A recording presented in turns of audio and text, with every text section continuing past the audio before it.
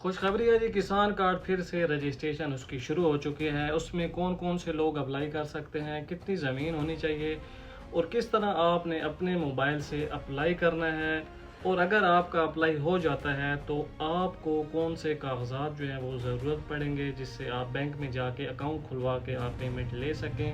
تو یہ مکمل ڈیٹیل سے آپ کو میں بتاؤں گا، آپ نے ویڈیو کو آخر تک دیکھنا ہے۔ کاشتکار کے پاس جو ہے وہ 1 ایکڑ سے 12.5 ایکڑ تک کا جو ہے وہ زمین کا مالک ہو، اس کے بعد فصل کے لیے ملنے والا بلا سود قرض 6 ماہ میں واپس کرنا ہوگا۔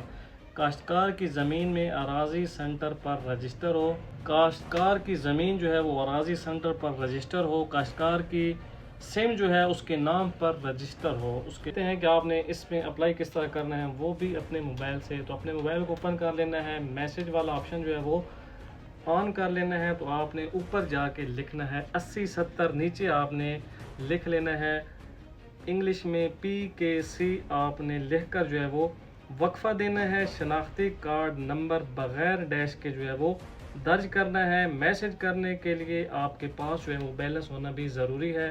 وہ ID کارڈ نمبر لکھ کے آپ نے سینڈ کر دینا ہے۔ اگر آپ کو تصدیقی پیغام موصول ہوتا ہے تو آپ نے قریبی بینک آف پنجاب کے کسان دوست اکاؤنٹ جو ہے وہ کھلوا لینا ہے۔ تو اب اس کے لیے آپ کو کون سی چیزیں ضرورت پڑیں گی، آپ کے پاس ہونی چاہیے شناختی کارڈ کی فوٹو کاپی، فرد کی فوٹو کاپی، کسی وارث کی شناختی کارڈ کی فوٹو کاپی جو ہے وہ آپ کے پاس ہونی چاہیے۔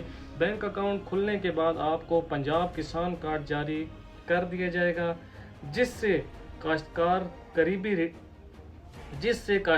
قریبی ڈیلر کھاد ادویات بیج سے بذریعہ کسان کارڈ خریداری کر کے رقم استعمال کرے گا، اور اس کارڈ کی وجہ سے وہ سبسڈی اسکیم کے لیے بھی اہل ہوگا۔ تو یہ جی کسان کارڈ کی انفارمیشن تھی، آپ کو جو بتا دی ہے، اپلائی کا طریقہ بھی بتا دیا ہے اور کون سے لوگ اپلائی کر سکتے ہیں۔ تو یہ ساری ڈیٹیل آپ کو سٹیپ بائی سٹیپ بتا دی ہے۔ اس ویڈیو کو زیادہ سے زیادہ شیئر کریں تاکہ کسان بھائیوں تک یہ ویڈیو پہنچے اور وہ اس اسکیم سے فائدہ اٹھا سکیں، اور اس طرح کی انفارمیشن کے لیے ID کو فالو کر لیں تاکہ تمام آنے والی اسکیمیں آپ کو ملتی رہیں۔